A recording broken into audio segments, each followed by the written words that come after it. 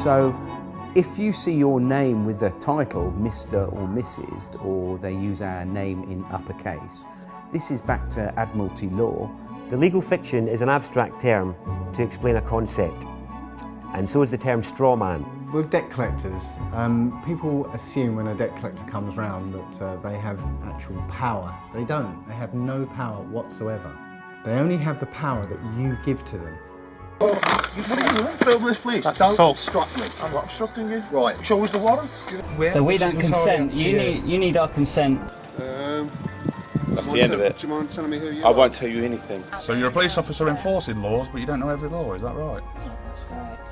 90% of the crime, or 99% of the crime they perceive that is crime, is actually called victimless crime. There is no victims, and crime can only exist if there is a victim. You know, we've seen police officers more interested in becoming debt collectors and enforcing policies, you know, such as speeding tickets and fines and things like that, because they're easy targets. Once you comprehend the difference between lawful and legal, and ultimately what your legal fiction straw man is, the fear of debt collectors, police, and authority just goes away.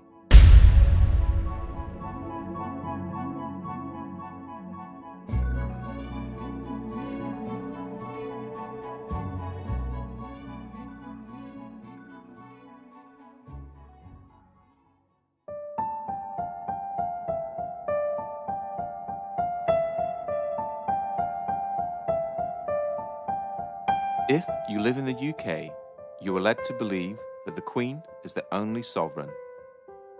This is wrong. The Queen is given authority through the coronation oath. Her oath was a binding contract between the Crown and the people of this nation.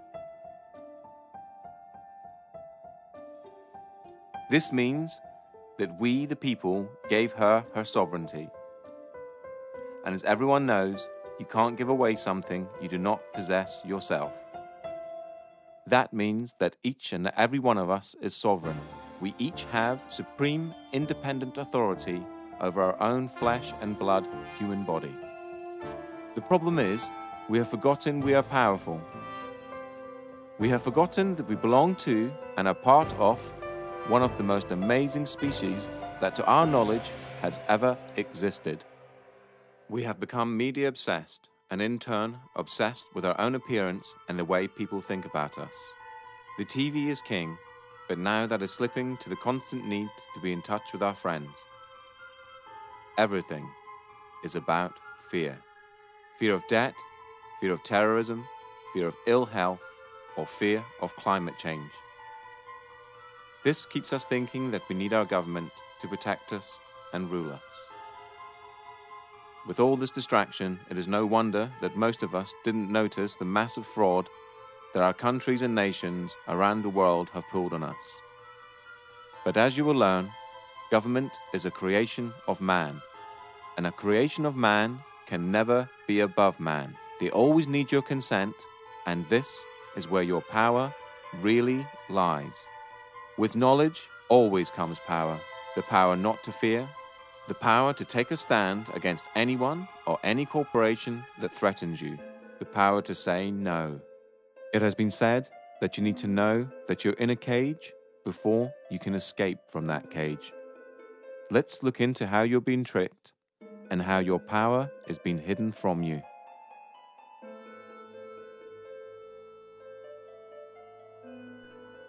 If you've never heard of the terms legal fiction or straw man, then what you're about to learn is something that sounds so astonishing that it couldn't possibly be true.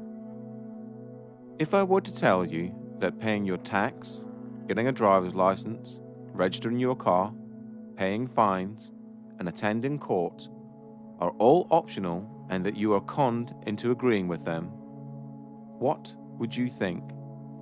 All statutes and acts are optional too.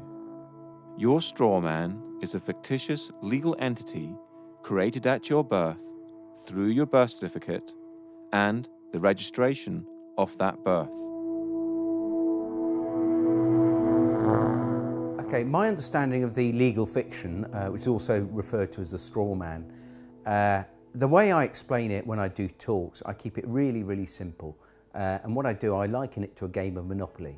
Now, in a game of Monopoly, you actually have a little token like a dog or a battleship or a hat, you know, like a little top hat, and you move it around the board. Now, I believe that they actually give us a fictional entity which we can actually use or not use. And I believe this is and a lot of other researchers do as well, that this is your name in either uppercase or with a title. That when each person is born, whenever a human being is born, there's two entities. One is the real entity, which is the human being, the flesh and blood, and the other is a legal fiction, a fictional entity that is nothing more than a piece of paper, the birth certificate. Again, we're duped into believing that these are one in the same, and so we're tricked into representing the legal fiction, the straw man, that birth certificate.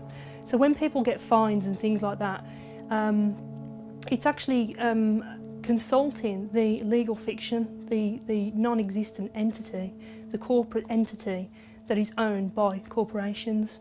You have any interactions with the bureaucracy, okay? They're not interacting with you, they're actually interacting with your legal fiction, because they can't deal with a flesh and blood human. Yeah, they have to deal with another corporation. When you start to break down the words that we use and you start to look at the roots of all these words, and you actually look at what these words actually really mean, you start to get an idea of what's going on. The word corporation is very, very specific, because it's corp and oration, it's dead speak. So a corporation is something that's dead. It's an entity that exists only in a legal framework. It doesn't exist in any other framework at all. It only becomes an entity through legal mechanisms and legal means. In essence, when you were born and far too young to understand, a company with your name was created through your birth certificate. When your parents registered your birth, they actually created a company and handed ownership of that company and you over to the state. It is important to remember that your parents were tricked and had no idea this was happening. This is why the state can take children from their families and it not be classed as kidnapping. They own your child.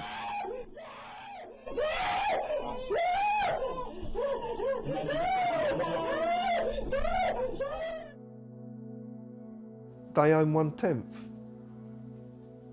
Because they registered the child, they have 9/10. Possession is 9/10 of the law. But there's 1/10 floating about somewhere. And the government have claimed that 1/10. So when the child, because I've had it from social workers, at least now, 3 social workers on separate occasions have come out of audiences and actually said to me, you're right in what you're saying, is because we have to get the birth certificate within 48 hours of taking the child. And if they can't get the birth certificate, they have to reapply to be able to get the birth certificate. They have to get it, because that is proof of who the slave is, what the slave is. And actually, in legal terms, they're actually only entitled to the birth certificate and not the child. To take the child on the pretense that they are this legal personality is theft. So in legal terms, it's kidnapping. But for social services, can use legal kidnapping, because everything is okay as long as it has the stamp legal applied to it. That includes war, genocide. Anything is okay as long as it's okay, it's legal. The same thing also happens when you register your car. You get a document back saying you are the registered keeper and not the registered owner. So yeah, obviously we've just spoken about registering children, and the other thing that we register though is our vehicles. And obviously either of those can allegedly be taken off you at some point in time, which is quite interesting. The 2 registered items are the things that can be taken. You are the registered keeper of your car. You're not the owner, you're the keeper in their eyes. Now they'll argue that point, and a lot of people will argue that point, but it's quite easy to quell this argument and say, well, okay, if you don't put tax on the car, then they'll come and take your car. Now, in the legal world, taking anything from someone without a legal mechanism to do so is theft. The legal system cannot deal with humans. It can only deal with pieces of paper. Only common law can deal with humans. So at your birth, they created a piece of paper with your name on it, in capitals, just like any other corporation. This is done to dupe you later in life into thinking that you are the legal entity and not you. Then imaginary penalties and cost are imposed on the straw man, and you, thinking you are it, pay them. And it's kind of like an overcoat, this legal fiction. You know, as soon as you put it on, as soon as they invite you to put this overcoat on, and you do so, now they can grab hold of the overcoat and throw it in jail with you in it. But until you put that overcoat on, they can't do anything to you because you are not that name. You know, you think you are, you know, you're taught you are, but you're not. The deception is done through the manipulation of words and language.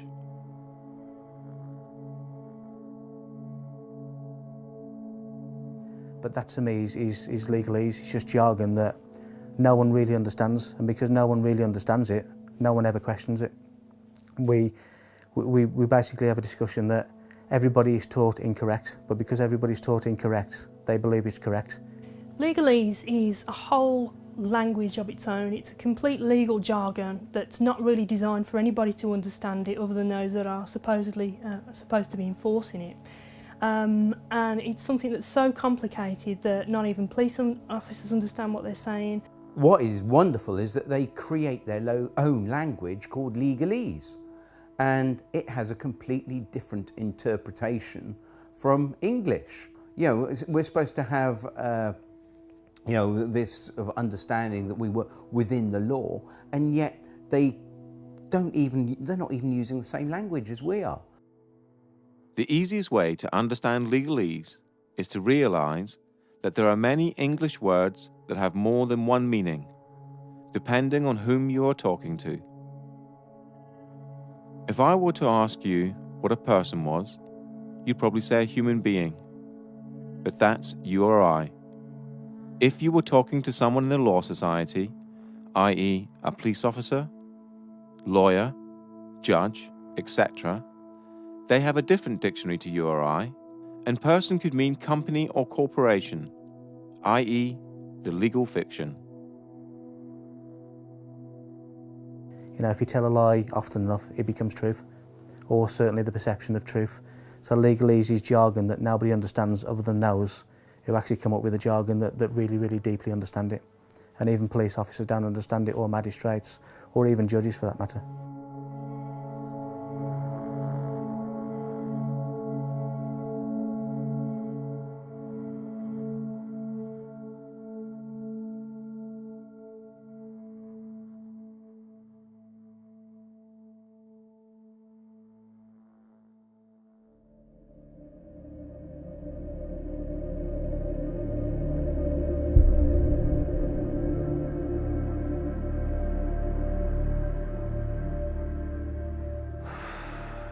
Tax is probably the best way, the only way better than fractional reserve banking to starve a community is taxation.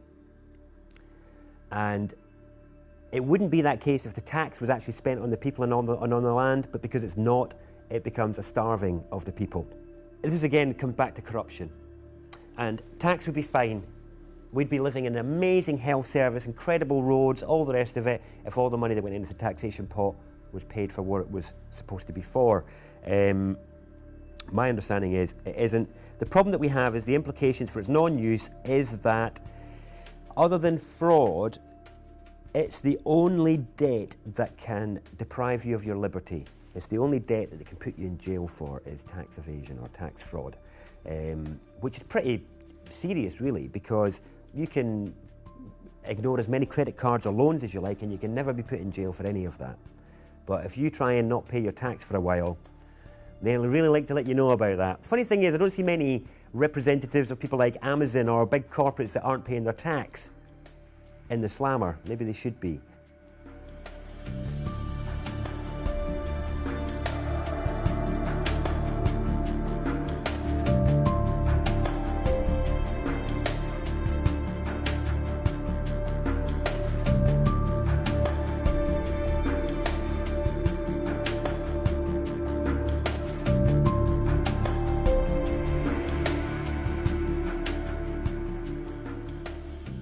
Income tax in the UK first started in 1799 as a temporary measure to cover the costs of the Napoleonic Wars.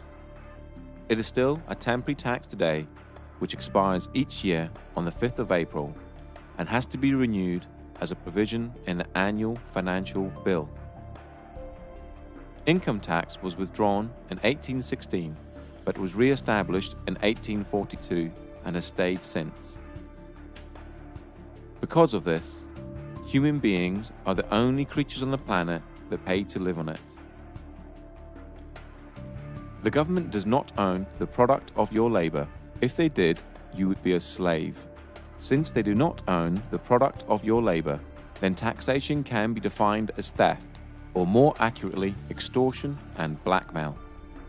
No man can own another, so no man can own the fruits of another man's labor. Most people will argue that it is a necessary evil, and that it's legal because the government say that it is. How else would we pay for hospitals, police, roads, and so on? Well, reaching into your own pocket to help a good cause is noble. Reaching into someone else's pocket under the threat of force is despicable. Here is a quick analogy. I run a construction firm, and I knock at your door and demand £10,000 to build an extension, or I'll take all your stuff and throw you in a cage. Essentially, that's what the government do when they tax you. They say they're going to supply you with services and protect you, but if you don't pay them, just like the mafia, they are the ones that come after you and use force and violence to get the money out of you.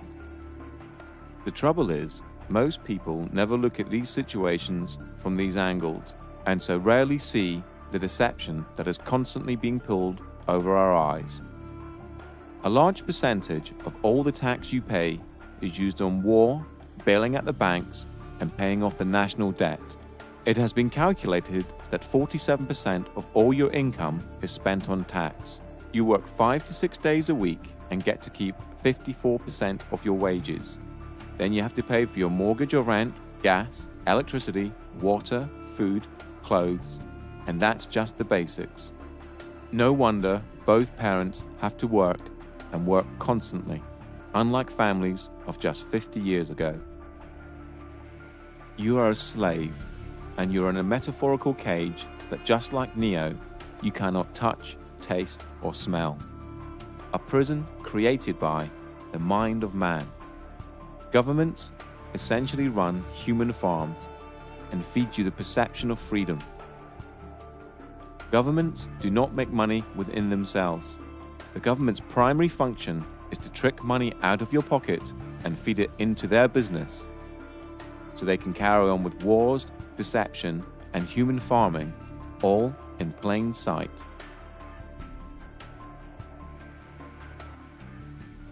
They have no lawful basis for whatever they do.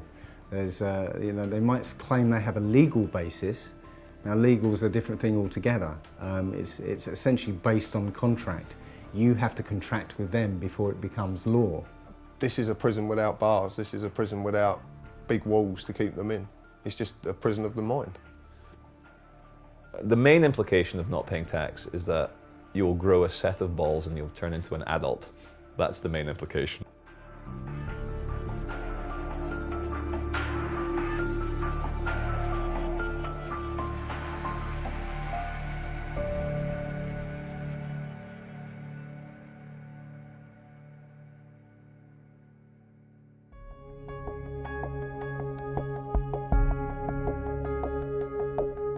The three functions of money are distinguished as 1. A store of value or purchasing power, the ability of an item to hold value over time.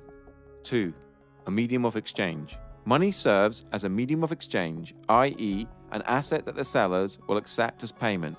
A medium of exchange allows people to eliminate the use of barter. 3. A unit of accounting, a way of placing a specific price on economical goods and services. As a unit of accounting, the monetary unit is used to measure the value of goods and services relative to other goods and services.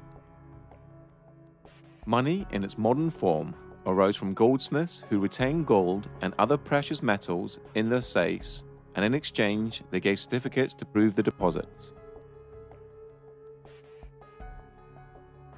People then started to exchange the certificates for goods and services, and the goldsmiths very quickly realized they could make a lot of money out of just looking after other people's valuable goods. They're now no longer a goldsmith, but running a deposit facility, took in gold and other precious metals as deposit and issued deposit notes that the public used as money, backed by the gold in the deposit facility's safe. The goldsmith soon realized that very few people actually redeemed the gold, and so he started to give out loans in the form of deposit notes, knowing that he only needed around 10% of actual gold in his safe, as that would cover, even on a busy day, the amount of people exchanging certificates for gold. The deposit facility would then require the loan repaid plus interest, and this was the birth of modern banking. Through the years, money has been backed by, given a store of value, by the silver standard and gold standard, meaning you could redeem the note for gold, just like it says on this US note here, if you so required. On the 21st of September 1931, the gold standard was abolished in the UK, and on the 13th of August 1971 in the United States. Since 1971, the majority of the planet now use fiat currency. Fiat currency is money backed by nothing and has no value. It only has value because it's decreed as such by the government, and more importantly, we all believe it has value. The only entities that have the legal authority to create money are the Treasury and the banks, and they create it out of nothing. Martin Wolf, the Financial Times chief economic commentator, said this: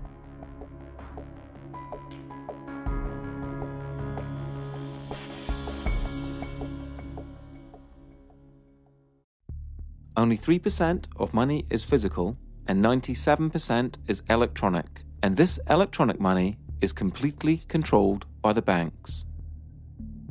To repeat again, the banks create money out of nothing and then lend it to you and ask you to work using the most precious commodity on the planet, your human energy, to pay back the loan plus interest.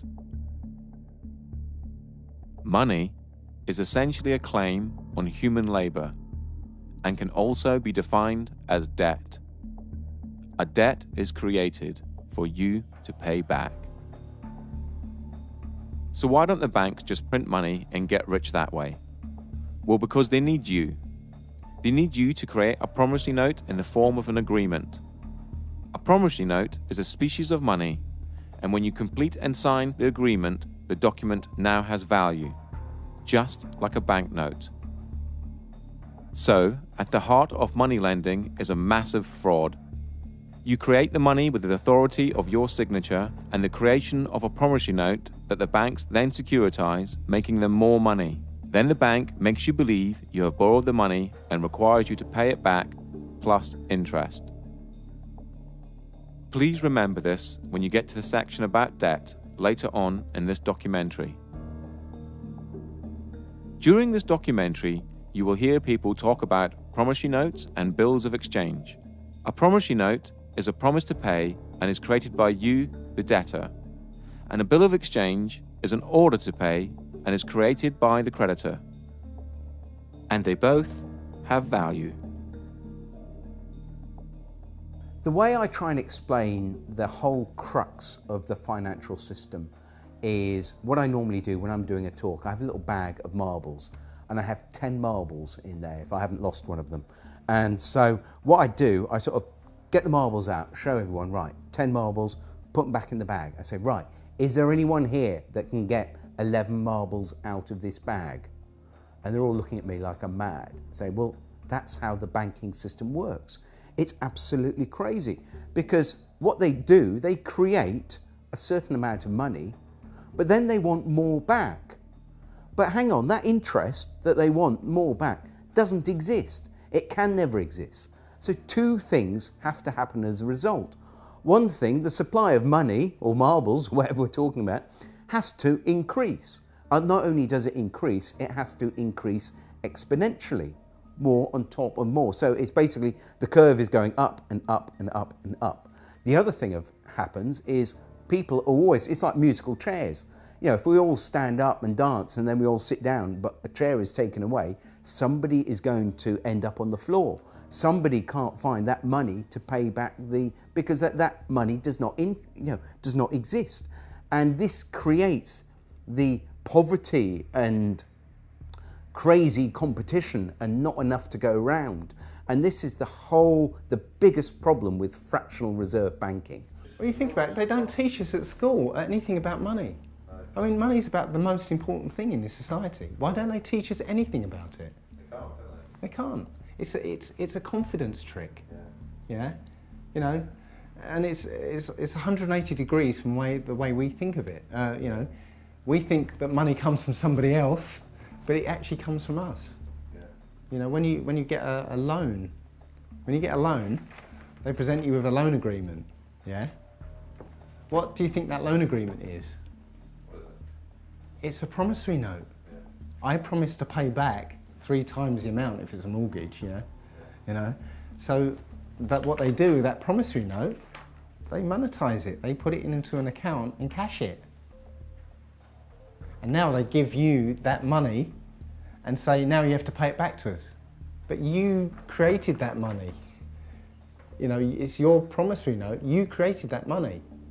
So transaction's over with. You don't have to pay them back because they didn't do anything. They just went, thank you very much, and here you go. Fundamentally, a promissory note is a promise to pay. Now, if I was going to give you a promissory note for 2 dozen eggs, that means here's an IOU, the IOU, 2 dozen eggs. Now, it could be on demand or it could be at a set time in the future. If it was on demand, you would be within your right to say, John, look, here's a promissory note. It says on demand, I want 2 dozen eggs. So I said, all right, look, I haven't got on me. I'll pop over the shop and get you your eggs. Here we go, there we go. And this is what we did originally when promissory notes started out, was that we used them to make a promise that, because, I've got like all these pounds of gold, right? And I want them stored safely. And I want to be able to trade that gold, but without the hassle of carrying it around. So what I do, I go to the bank and they give us a promissory note. So I've got this promise to pay. So I can then take it somewhere else and say, look, I've got 2 pounds of, 2 pounds of gold here, or silver, whatever it is.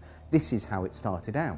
Now, at no time have promissory notes been outlawed or taken away, and this is how big corporations actually trade with each other, with promissory notes. And in their memorandum articles of association, when they set up their businesses, a lot of them will state within their documents that they will take promissory notes.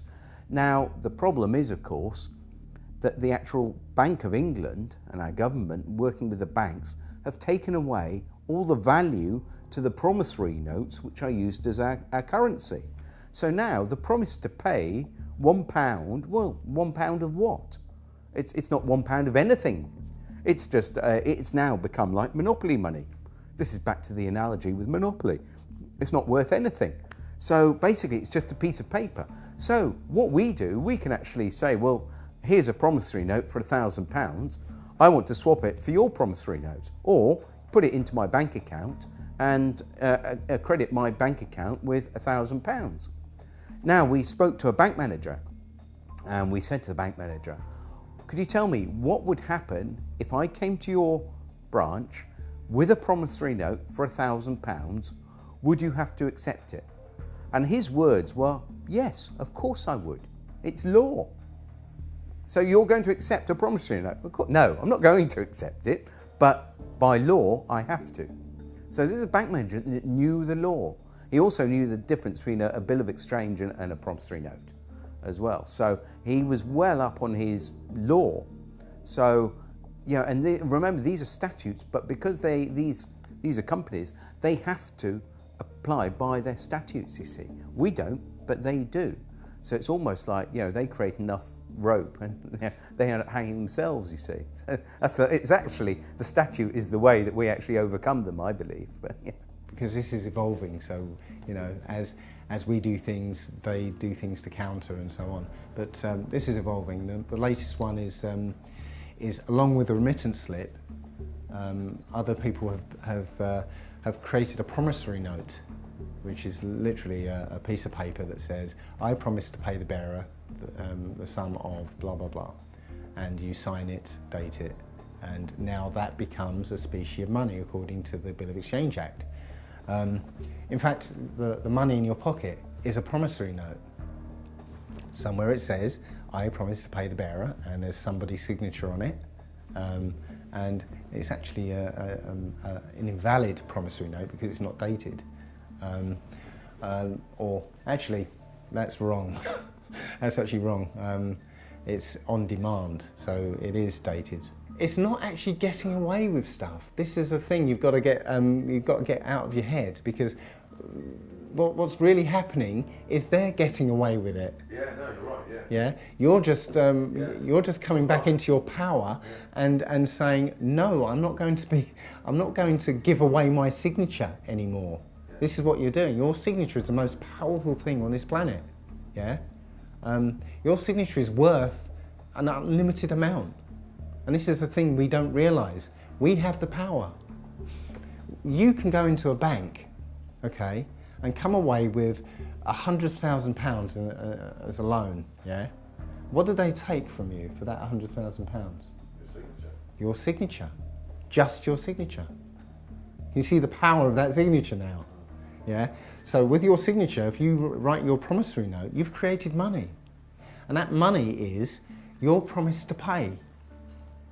Your promise to work, use your energy, yeah? That's all there is. Your unlimited energy. And that is what the money is. And you supply it, not banks.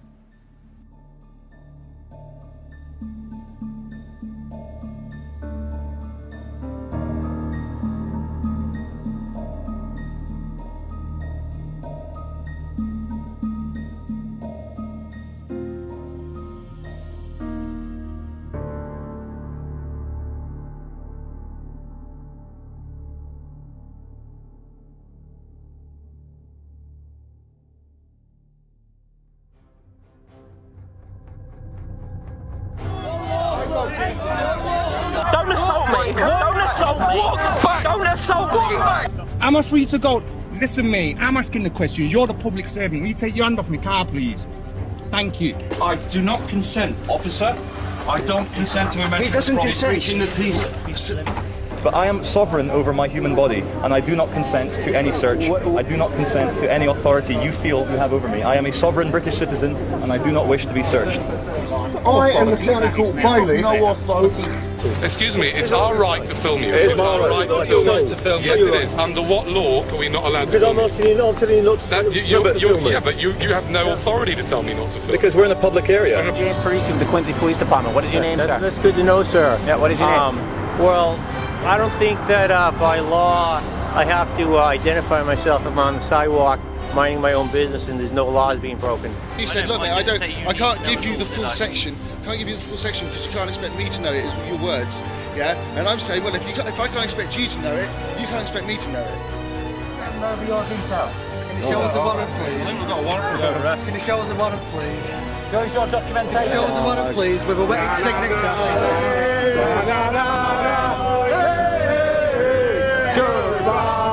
I'm not happy with this, mate, honestly. Okay, alright, well... Am I being detained right now? No, you're not being detained right now. Am I free to go? Sorry? Am I free to go? Not at the moment, no, because I need to... Well, am I being detained or arrested right now?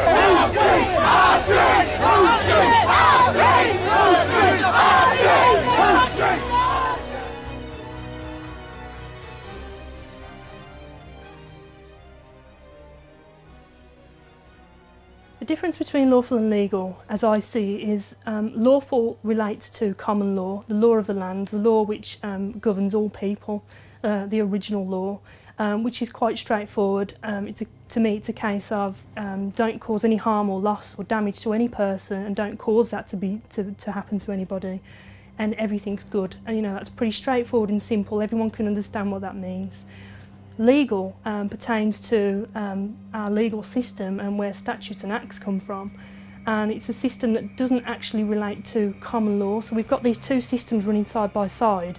We've been fooled into believing that they are one in the same. And so when police are policing the streets, we're enforcing policies, acts and statutes which, when looked into, are not actually necessarily lawful. Common law is the law of the land and laid down over centuries of court cases in front of juries, humans making law for humans. For the severest measure of punishment. Common law pertains to lawful, and anything outside of lawful falls under the legal or no system at all. The legal system covers all statutes and acts and civil matters. Things like owing money to banks, not paying fines, or tax. Basically, anything that isn't criminal. For there to be a crime, there has to be an injured party. In this case, a human. And there are three basic principles that all law needs to apply to. They are as follows. Do not breach the peace. Cause no one else any harm. Cause no one else any loss. Do not use mischief in your promises and agreements. Apart from that, everything else is free rein. Lawful refers to the natural law, the law of the land, okay? And that's not causing any harm to anyone, obviously not stealing from anyone, and not using fraud in your contracts. So basically, you're not doing any harm or trying to get one over on anyone else. Legal refers to the statutes, which I mentioned earlier. And the statutes are basically all the rules of society. And not just, we haven't just got the UK statutes, but we've got all the European statutes. So you've literally got tens of thousands, if not hundreds of thousands of laws, which every day, we could be breaking without knowing. We all know that you can't go around raping and killing and murdering and invading. We don't need fucking laws for that. Like, we'll deal with that as it comes. But anything other than that, what you want to smoke, where you want to live, where you want to take a shit, who you want to insult, not a fucking other adult on this planet. Like, what are you, my dad? Are you my fucking dad telling me what to do? Like, that's how I feel now when police or control freaks try and give it to me. Legal is essentially according to contract. You have to, the rules that are sort of handed down to us, but you have to contract with them before they become law.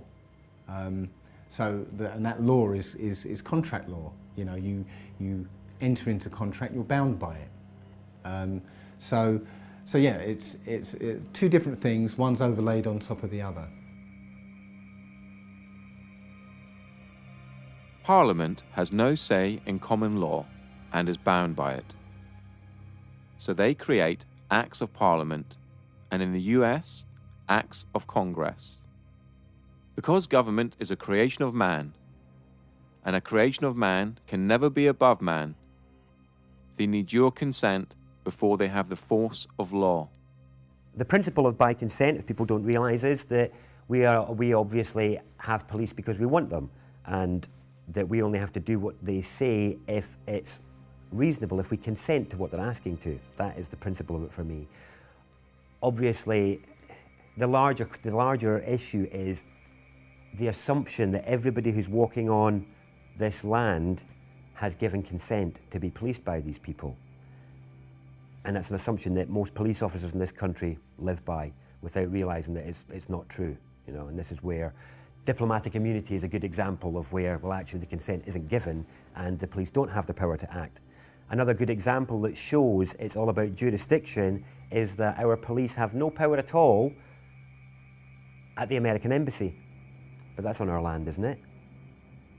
And that's another example. Embassies are a good example that shows that jurisdiction is portable.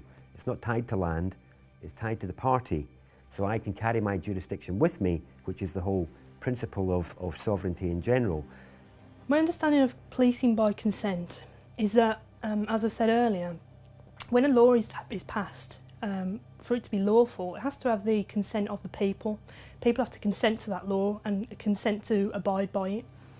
But unfortunately, I think we're in a system now where that obviously doesn't happen, but people don't realise that by verbally agreeing with, let's say, a police officer in relating to a parking ticket, that you're entering into a verbal contract, and by agreeing with what the officer is saying, you're consenting to being bound by the law, or whatever the law is.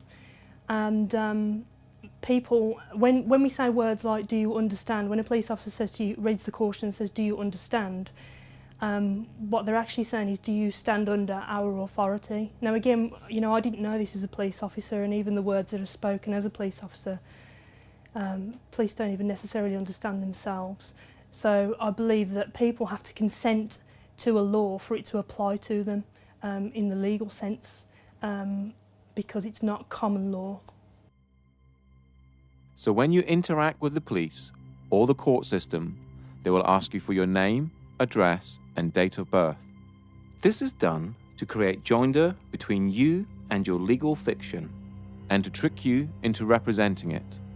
Once you agree to represent your legal fiction, now they can deal with you. They can only apply their legal mechanisms if they have the name of the slave they're dealing with. If you state, well, I don't want to give my name, then they can't apply the mechanisms to you because they have no name for their paperwork. And remember, all their systems work via paperwork. It's all paperwork. I think you might be wanted. Well, if I'm wanted, what's the problem? Could be arrested. Well, then arrest me then, innit? I need to establish who you are. No, you don't. If you think I'm the person that's wanted, arrest me, innit? Where do you live? Tell me your date of birth. What? I'll give you what? I want your details now. Lock me up for what? Give me your details. Lock me up for what? Give me your details. Lock me up for what? Lock me up for what? Give me your details. Well, get my details. And I tell you this as well. Yeah, I tell you this as well. I'm not a criminal. I'm a peaceful man sitting out here. I just burn down the system of corruption and pollution that we are represent. But in the meantime, I'll leave you to it. But obviously, if there are any problems, then I might have to come back and obtain your details and speak to you further. Look, you have no right to just leave me to it. You have no right to say you're going to come back and ask for my details. I'm me, he's him, yeah. You're you. That's our details. Oh yeah. Am I obliged to give you my details? We've spoken to you. Yes. Okay, we've asked you to leave the store. Yes. Wait a second. Give me your details. And you have my details. Am I obliged to give you my details? You're not obliged to give me your details. Oh, great. Okay. Why? How are you define yourself under the self-defined ethnicity? Am I obliged to answer that, sir? Entirely up to you. I do not wish to answer any questions, sir. You don't have to, I'm just asking you. Am I obliged? You're not no, obliged. I'm not obliged. No comment. Okay, that's fine. What are you doing? Am I obliged to answer that, sir? No. No comment. Okay. Are you going to answer any of my questions? If I'm obliged, I will, but if I'm not obliged, then I won't be answering any questions. Oh, that's fine. Are you going to tell us your name or not? Am I obliged? And then you're getting out your van and coming over and trying to intimidate me. Go back in your van and go away, there'll be no complaints. Stay here, I'll be speaking to your sergeant about all of you. Right, so you're demanding now, are you? Or are you requesting that I give you my details? Right, well, I would politely decline your request. Why is that? What's your reason for declining? Privacy. You got an ID or driver's license on yourself? Yeah. You see it with us? Nope. Not gonna do it. What's your name and badge number? Officer Carlson, ID 7345. Okay. Am I being detained or am I free to go? Free to go whenever you want to. Thank you, sir. I'm asking you again, am I obliged to give you my details? I'd like to, because I'm going to do a name check. I got it. I'd like to see if, I got it. if you're banned from this area or okay. whatever. Well, I'm asking you again, I know you'd like to, but the reason, just to explain to you, the reason I don't like to give my details is because I don't trust where those details go. Do you understand? You well know as well as I know, sir, that in order for you to ask me my name, you have to suspect me of committing a crime. You know and I know that you don't suspect me of committing a crime. You're just poking around where you don't belong. Okay, is there a problem, officer? Constable. Basically, under section 163 of the Road Traffic Act, I'm allowed to check your documents. Of course you are. And I know I'm not obliged to give any details whatsoever. However, I'd like to know, is there a problem? I don't even have to speak to you unless you're going to arrest me, mate. You got some mental health problems? No, mate. No, I just know my right to remain silent. Well, No, I didn't. Yes, you did, mate. When the camera was not on. That's what you said. Have you got a contact phone number? Right, no, I haven't got a contact phone number. I'm not obliged to give any contact phone number. All I would like now is my card back. I'm not accepting any paperwork from you guys, and I want to go on my way. I'm going to be detained right now. Legally, yeah? Legally, you're meant to confirm your name and address to me. Lawfully? Hold on. Lawfully? Lawfully? Yeah, lawfully. You're supposed to answer me. You're a public servant. But yet what? No, you can't see my ID. Can I see your ID? I'm glad you brought that up. Can I see your ID? I see your... Hand over the vehicle. You're going to have to give us your details, okay? I don't have to give you any details. You're going to have to. Call the sergeant, mate. I don't have to give you any details. No, ma'am, you may not. I am talking to you, investigating something now. I can't... You're investigating me for what crime? I didn't say it was a crime. Okay, then there's no probable cause or reasonable suspicion for me to provide it. Because... And then what would you do if I was to say that I don't have a name? Like, how would you look me up or anything like that? Well, we wouldn't. Because if I stop you like this to have a chat, and I ask for your name, you don't have to tell me. Yeah, no, I'm just glad you know that, because a lot of police officers where I'm from don't actually know that. You don't have to give me a name. The only time you have to give your name... you caught me breaking the law. Or, well no, even then you don't, because you can be booked in as unknown. I suppose, yeah, I could replace. The only time you're legally obliged to give your name, address and date of birth is when you drive in a car. If you haven't broken any laws, you don't have to do anything. You don't have to interact with the police if you don't want to. If they come up and try and engage you in conversation, and you haven't done anything, then you don't have to engage in conversation with them. You can just, you're free to walk away. If they want to detain you, they need reasonable grounds to do that. And if they don't have reasonable grounds to do that, then they're actually in breach of their oath, and they're liable. With statutes and acts, the consent of the people, those are the people that's there to govern, has not been obtained. And so, you know, it's frowned upon. It's very much a grey area, and police are being used to enforce statutes and acts of the legal system, and not really understanding what that means and what it means as a police officer to police. I believe that Black's Law Dictionary states that a statute is a legislative rule of a society given the force of law by those who consent. So a statute it doesn't actually say a statute is a law, it says it's a legislative rule of a society given the force of law, but only by those who consent to being in that society or consent to the fact that consent to the law. So if you say to a policeman when they stop you, I'm sorry, I do not consent, I do not understand, that is, I do not stand under you, then you can step away from that. But it's important that you uphold the actual natural law. And of course the policemen and magistrates and also the Queen, they all state oaths to the law of the land. So you can ask an officer if he's actually, are you on your oath? So it's important that we can actually get them on their oath, because they don't swear an oath to uphold the law of the sea or statutes. They swear an oath to uphold the law of the land. If you're pulled up by the police and the police say to you, can I have your name? And you say no, which officially you don't have to give your name. It's actually on the Metropolitan Police site itself. It actually says you don't have to answer their questions. But if you don't answer their questions, they're going to do one of two things. If you get a good copper, they're going to go, okay, not a problem, you haven't really done anything wrong, we'll leave you alone. You get a bad copper, then you're going to get dragged to the floor, roughed about, cuffs on, you'll be dragged down a station where you will be bullied and coerced into giving your name in the end. And if you don't, they will just keep you as long as they possibly can. To lock any human being in a room that they can't leave, and especially in a room that has the very, very bare essentials, is torture. So remember, if you haven't broken any laws, no one has the right to tell you what to do. We are all equal in the eyes of the law, from the Queen to the police and to you or I, and we are all innocent until proven guilty. So if a policeman stops you in the street and you haven't broken any laws, do not comply. Always ask, am I detained? Or, am I free to go? Do not give your details and ask if you're obliged to. If they do try to search you or arrest you without your consent, tell them you are doing this under duress. If you have not broken the law, do not comply. Only interact with the police if you wish to. If you do not wish to, do not consent. The more of us that do not comply, the less likely this country will become like Nazi Germany or Communist China.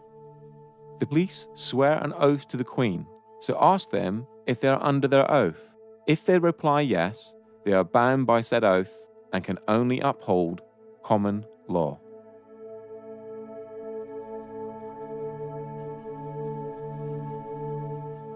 This is certainly the most updated. When I joined, it was slightly differently worded to this, but this is probably the most updated, and it starts with I, you state your name, of, you state whichever police force you are serving, do solemnly and sincerely declare and affirm that I will well and truly serve the Queen in the office of Constable, with fairness, integrity, diligence and impartiality, upholding fundamental human rights and according equal respect to all people, and that I will, to the best of my power, cause the peace to be kept and preserved, and prevent all offences against people and property, and that while I continue to hold the said office, I will, to the best of my skill and knowledge, discharge all the duties thereof faithfully according to law. That is the oath and attestation of a police constable. If you ask a policeman to say, are you on your oath, very often they change their, they actually realise what you're talking about and they change their behaviour because their oath was to uphold the common law of the land and not the statutes, not the law of the sea, which is the law of commerce. Because we realise that everything now is to do with commerce. When the policemen stop us, you're not wearing a seatbelt. Well, who am I causing harm to? Where's the loss or damage? It's crazy. And so they say, oh no, you're breaking the law. Well, I'm just breaking a rule, but why? What authority do they have over us? I haven't given them my authority. The oath that every police officer is to preserve the property, life and subjects of the Queen. Now that to me is people, property, disturbances, breach of the peace. That's how I understand the office of constable to be now. It's basically an oath is a promise. I promise to enforce the law. I promise to serve Her Majesty's subjects. I promise to prevent them as much as I can, prevent them from being harmed, to prevent their property from being destroyed. That to me is the oath of a constable. Police take an oath when they join the service. Again, they don't really understand what that means. It's not explained in any details. It's kind of a grey area. You just take it to mean whatever you want it to mean. But it's all been set up to allow the system that currently enslaves people to carry on enslaving and to further that enslavement into every aspect of our lives. Hey guys, so I'm here at Parliament Square for the Occupy London protest. I've just come over to a group of police officers who are protecting and serving the people today. I've just approached this guy here who obviously has his back to me now. What's your name please, sir? Obviously you're obliged to tell me. It's your job as a public servant to identify yourself. So could I have your name, please? Okay, we have here Constable Bird. It's a pleasure to meet you, sir. I have here about 200 copies of the UK police officer's oath of office. I've just asked them if they know their oath. They've gone very quiet on me. This isn't an attack on you guys, just so you know. Like, I'm not trying to cause trouble with you or anything. I'm just trying to make sure you do your job properly, obviously. I mean, some emergencies just come up, so I'm going to follow them just to see why they're avoiding my questions. I think we all know it's because they don't know their oath. But I'd like to offer them a copy just to see if they will remember why they became police officers, which was obviously to protect and serve the people of this country. But if during their programming and their training and stuff have forgotten who they actually went into the job for, I'd like to remind them. So I still have the oath in my hand. Look, you can see all the copies. They're walking away from me. They don't want to hear it. My aim at this protest is obviously to help the police remember their oath, to remember what it is that gives them this authority in the first place, and hopefully they will honour humanity and uphold. Let me just read their oath to you guys. Look, they're really walking away from the square and everything. They don't want to hear this at all. I, so-and-so of wherever, do solemnly and sincerely declare and affirm that I will well and truly serve the Queen in the office of Constable with fairness, integrity and diligence and impartiality, upholding fundamental human rights and according equal respect to all people. And that I will, to the best of my power, cause the peace to be kept and preserved and prevent all offences against people and property. Sorry, where was I? Prevent all offences against people and property, and that while I continue to hold the said office, I will, to the best of my skill and knowledge, discharge all the duties thereof faithfully according to law. So could you now recite that back to me? This is going on the internet, by the way. Not even an acknowledgement from them, guys. This is what we're dealing with. They've just completely ignored all attempts and walked off to their van and gone away. What are we supposed to do? I'm not giving up. I've got about 200 copies of their oath of office that I'm going to give out to them, and I'm going to ask them to uphold it and say, will you honour this oath and remember why you started this job? And hopefully, fingers crossed, some of them remember that it's the people that they work for. So wish us luck, guys, because we're on a mission to convert these guys to truth and love. Wish us luck. Namaste.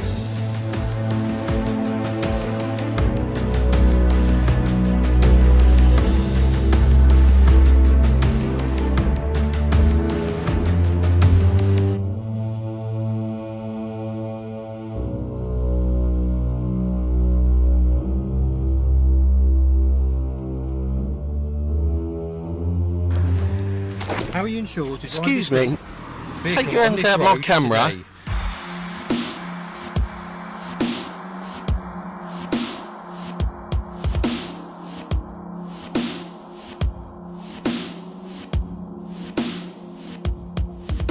So I've seen many sorts of videos on YouTube and the like recently where people have been filming encounters with police officers, and they've basically been told that they can't film. Well, if you look at the Metropolitan Police's official website, it actually states that you can film police officers. If it's in a public domain, if it's in the private domain, then obviously that may well be different, because there's certain laws of corporations and whatever that may prevent that. But certainly if you take a camera or a phone and you record the encounter, there's nothing illegal about that at all. It maybe help as a witness as an accurate account of what's being said, so there's sort of no ambiguity at a later stage. But certainly not illegal to film anyone in a public domain. There are simply no laws preventing you from filming in public. This also includes the filming of the police performing their duties. Here is a letter that was sent in 2010 to all police stations regarding filming in public. Dear colleagues, guidance for photographers. I am writing to you in my capacity as chair of the ACPO, Communications Advisory Group, which sits in the presidential business area. There have been a number of instances highlighted in the press where officers have detained and deleted images from their cameras. I seek your support in reminding your officers and staff that they should not prevent anyone from taking photographs in public. This applies equally to members of the media and public seeking to record images who do not need a permit to photograph or film in public places. ACPO guidance is as follows. There are no powers prohibiting the taking of photographs, film, or digital images in public places. Therefore, members of the public and press should not be prevented from doing so. We need the cooperation with the media and amateur photographers. They play a vital role as their images help us identify crime. We must acknowledge that citizen journalism is a feature of modern life, and police officers are now photographed and filmed more than ever. Unnecessarily restricting photography, whether for the casual tourist or professional, is unacceptable, and it undermines public confidence in the police service. Once an image has been recorded, the police have no power to delete or confiscate it without a court order. Yours sincerely, Andrew Trotter, Chief Constable, Chair of ACPO Communications Advisory Group.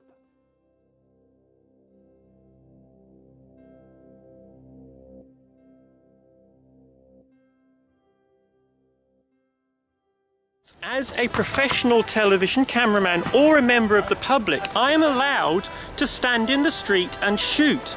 I don't need 4 police officers or wardens or whatever you are when I stop to do this. This is absolutely bloody ridiculous. And I'm fed up with every single time that I do this of being stopped and being questioned and being treated like some kind of criminal.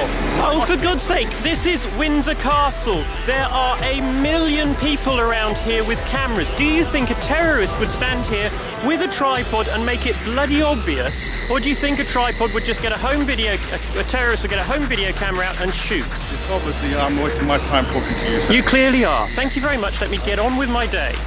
I'm not arguing, I'm asking you a question. Can I film anything in public, in the public? If it's against the law to film in public, then everybody with a camera would be breaking the law, wouldn't they? What is the actual law saying I'm not allowed to film you?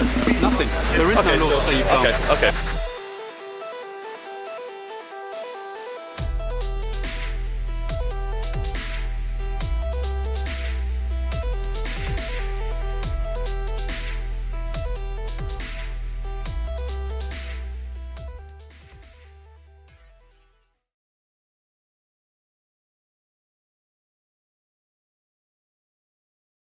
There is only one act that gives police blanket powers to search the public, and this is Section 60 of the Criminal Justice and Public Order Act 1994.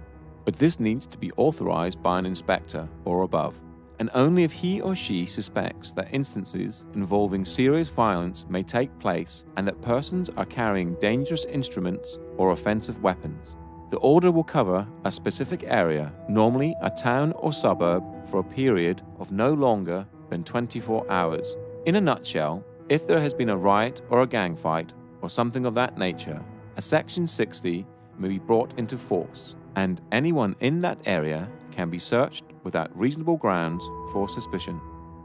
All other bases for searches need reasonable grounds for suspicion, and they must follow Go Wisely. Officers conducting a stop and search will work through a process called Go Wisely. If officers do not follow Go Wisely, they leave themselves open to an assault allegation and the search itself being unlawful.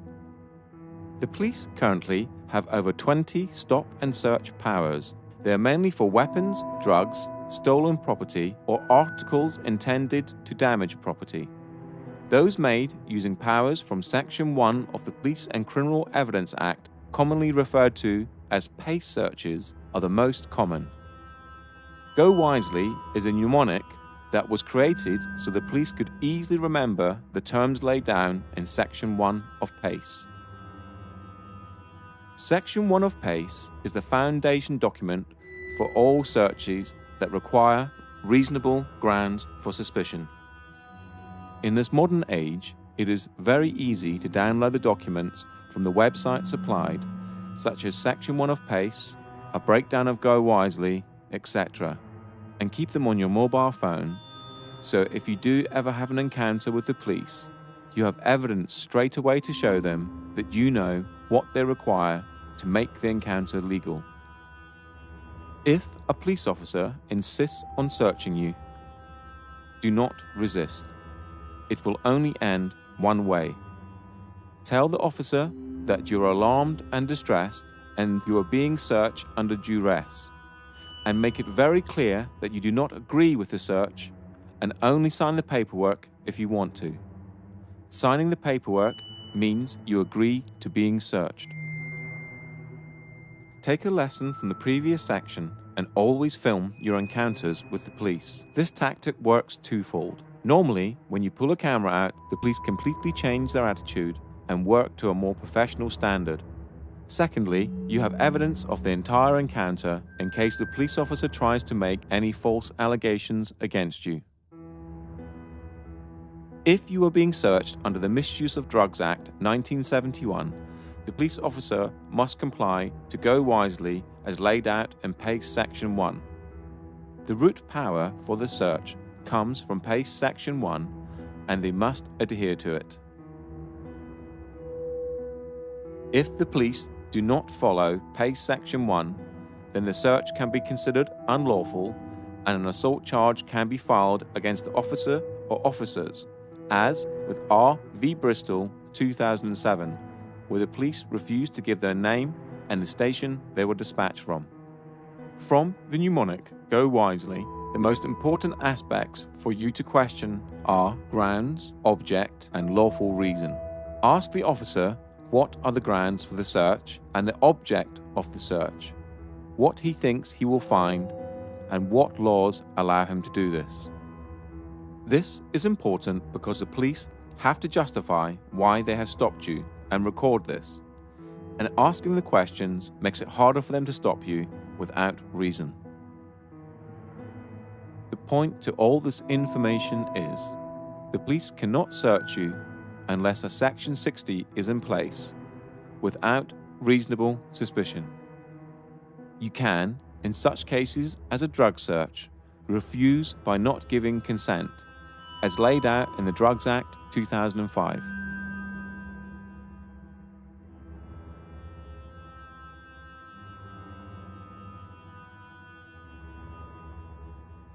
Here is an example of how this information can help you and possibly make the police treat you with a little more due diligence. If I can be searched under Section 23, misuse of drugs. I do not consent to the search. You don't get a choice, my friend. What do you mean I don't get? Wait, hold on. I don't consent to the search, and you just told me I don't get a choice, yeah? Wait, you're telling me I don't get a choice, yeah? Wait. Because you're a public servant. I'm going to let you search me after you answer my questions. You're telling me I don't have a choice, yeah? That's what you're saying. I don't have a choice, yeah? What I'm saying to you is I don't have a choice. No. You're a public servant. I'm allowed to record you. And plus, do you know what? You can take my phone and smash it. This is live streaming. You can take the phone, it's live streaming, it goes saved straight into my laptop. So you can try to confiscate it all you like. I've got you on camera. You just said I don't have a choice. Don't touch my phone, that's assault. You just touch my hand. If I did that to you, I'll get nicked for assault. Don't do it to me. Well, I'm not here for nicking people for assault. Yeah, well, don't do it to me. Okay. What I can technically do is see that as evidence. You can't. Yes, I can. No, you can't. It doesn't matter because I still got it on my laptop. It's a live stream. Go on, what you searching me for? What you searching me for? You come out that bin, yeah, his hand's gone down, he drops in behind the bin by the Alright, yeah. Alright? Yeah, you. Okay, which gives me the reason to believe the fact that you're down an alleyway for no real reason. I just told you, yeah? I'll tell you what I'm going to do. We're going to walk up to that bin, yeah? And if I see anything down there, yeah, I'm going to turn a pair of you over. If I don't, cool. Then we're good, yeah? Walk up then. You walk up. I'm going to walk after you, my friend. You're a public servant and you're not following your duties properly. Listen, our duties, okay? Your duties are to uphold the law of the land, and that's it. Nothing else. Nothing else.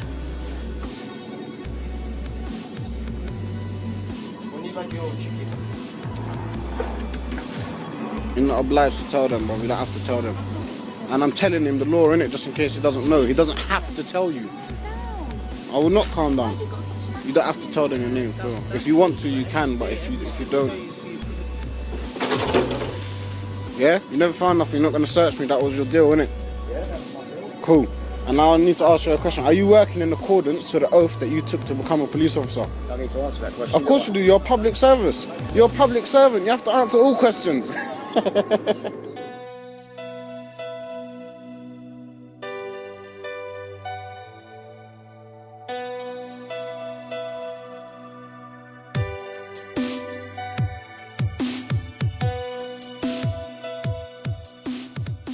How do you feel about being searched for knocking on the door? I feel like an animal. I feel like I'm being thrown against the wall and told to empty my pockets. Yeah? This is like a legit gang. How often do you get stopped and searched? Every day. Every day? Every day.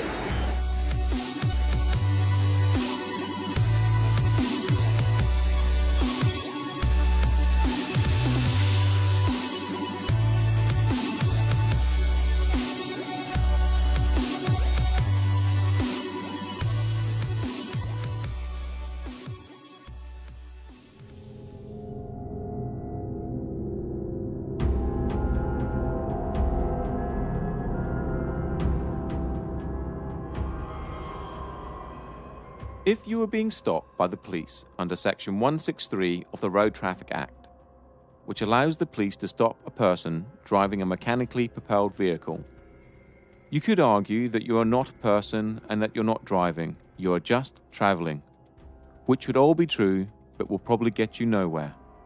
They will then most probably move on to Section 164, which grants them the power to ask for your driver's licence, so they can confirm your details and that you're legally allowed to drive the car.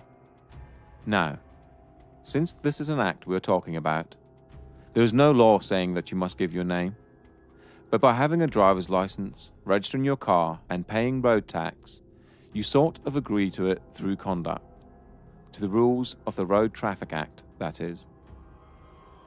The best advice here is to stay in your car and roll your window down, just enough so you can hear the officer and they can hear you. The police have no right to ask you to step out of your vehicle. Ask them why they have stopped you. If they reply Section 163, Section 164, or Section 165 of the Road Traffic Act, it is just to check documents, so give them your license or give them your details. If they require any further details, for example, your insurance documents, ask them for a producer. This is laid out in Section 165 and allows you 7 days to produce documents at a police station of your choice. This could also be the key to not having your car towed if the police cannot confirm you have insurance. It is clearly laid out in Section 165 that you have 7 days to produce your documents before it becomes an offence. The police have no right to grab your keys out of your vehicle if they are stopping you under Section 163, 164 or 165 of the Road Traffic Act. If you wish, respectively decline to answer any other questions. Officers have to be in uniform to enforce the Road Traffic Act, as it is a statute. Plainclothes officers cannot use Section 163, Section 164, or Section 165 of the Road Traffic Act, or enforce any statutes or acts that do not contain a criminal element. Through extensive research, the makers of this documentary now believe that the majority of PACE stop and searches and stops under the Road Traffic Act, Section 163, are for intelligence gathering purposes, and this is why they are on the increase and officers are not trained or forced to remember the wording of individual acts, as it would contradict with what they are doing.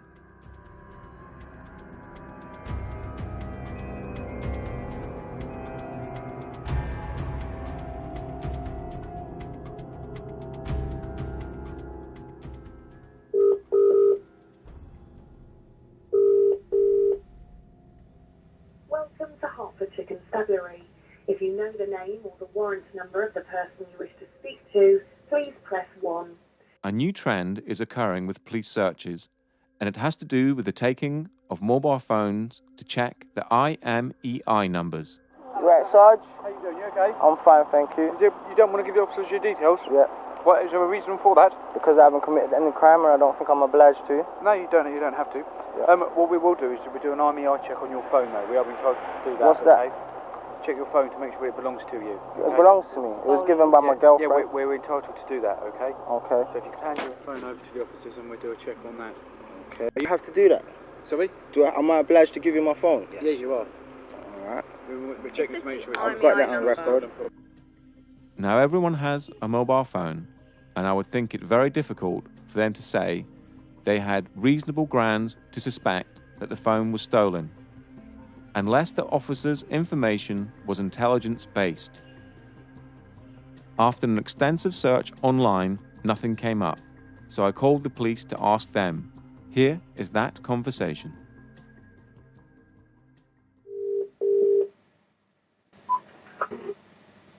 How can I help you? Yeah, hi mate. I don't know if I've come through to the right number or not, but I just got a really quick question about police procedures. Yeah, a friend of mine a couple of weeks ago was stopped in the street. It wasn't in Hertfordshire, it was in London. But he was, when he was stopped, they took his mobile phone off him and said they were doing an IMEI check. What is the legality behind that? Because I couldn't see anything online on the website or on the police website or what act it is or what powers they're using to do that. There's no particular powers required to do that. If they believe that it could be a stolen phone, or they're checking the legality of the phone to check that it isn't stolen, then we have a link with the monitoring company that provides the EMEI numbers. Oh, okay. So there's nothing I could find online that actually says this is a part of a pace or part of an act or anything like that. It's just quite literally. No. This is the old-fashioned sort. The old term used to be suss and deal. You know. Yeah. If they've got reasons to believe. Yeah. Then they're full rights to check the IMEI number. If there's no problems, return it. If it's stolen, then deal with it. Okay. Can someone refuse, or is it mandatory? Yeah, you can refuse. But if they've got reasonable cause to believe, then they can take the phone and the person to the police station for further inquiries. As you can hear from the conversation, the police need reasonable grounds for suspicion. That means they must suspect that your phone has been stolen before they can take it and perform an IMEI number check.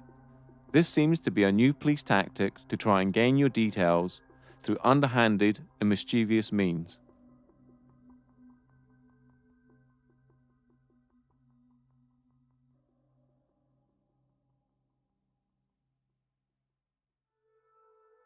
A breach of the peace is an old common law concept which is used to prevent unlawful violence against people or property. A breach of the peace is not a criminal offence in itself. However, special powers exist for the purpose of stopping or preventing anyone from breaching or threatening a breach of the peace by committing unlawful violence. A breach of the peace are actions which harm another person or harm his property in his presence, are actions that are likely to provoke such harm. A breach of the peace may occur on public or private property. There is no criminal offence for breach of the peace for which someone can be prosecuted. The power exists to prevent a breach of the peace. An arrest can be made, but only to remove someone from the situation or if an imminent breach is reasonably anticipated. This means that if you are arrested for a breach of the peace, or to prevent a breach of the peace, you cannot be charged or prosecuted, as it is a preventional power. A breach of the peace is covered more extensively later in this documentary in the section regarding bailiffs.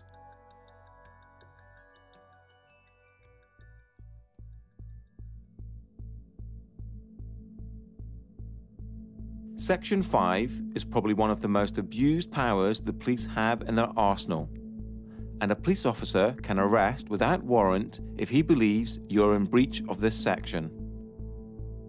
Since February 2014, the word insulting has been removed from the Act to move into line with Article 10 of the Human Rights Act.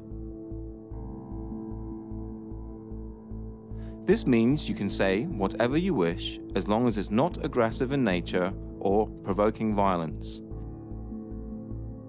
The best advice is to stay calm and not swear or make threats, and as long as you have not broken the law, harm, injury or loss to a fellow human, you will be fine. Just remember this: most police officers respect being respected, and you will have a greater chance of moving on with your day if you do so. But always stand up for your rights. These are the most common types of police interactions, but there are many more acts they could use to try and stop you in your everyday life. Just remember that it is all online, and you have the right to check if you doubt what the police officer is telling you. What you are watching here are the police violently arresting protesters for small infractions such as not listening to a police command, not giving details, or Section 5 public disorder.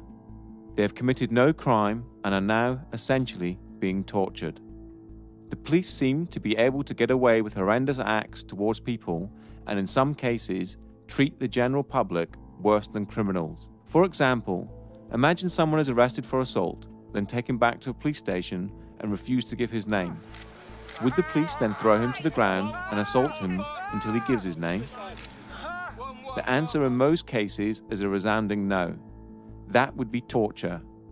Article 3 of the Human Rights Act, that was incorporated into English law in 1998, states, "No one shall be subject to torture or inhumane or degrading treatment or punishment." Another case similar to this would be smashing someone's window to enforce the Road Traffic Act, essentially breaking a law to enforce an act, a rule. The police need to go back to policing, preventing a breach of the peace and protecting people and property. Upholding rules should never be done by force. You are a sovereign entity, and no one has the right to tell you what you should or shouldn't do or how you conduct your life if you haven't broken any laws. If someone had that power over you, then you would be a slave. Think about it.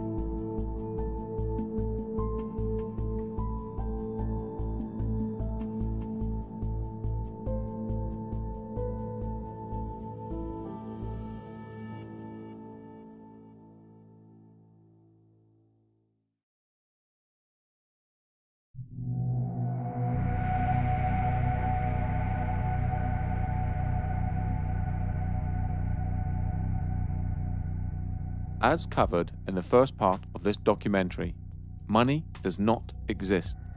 It is a figment of our imaginations and is backed by nothing. When you borrow money from a bank, they don't take it from their vault and give it to you.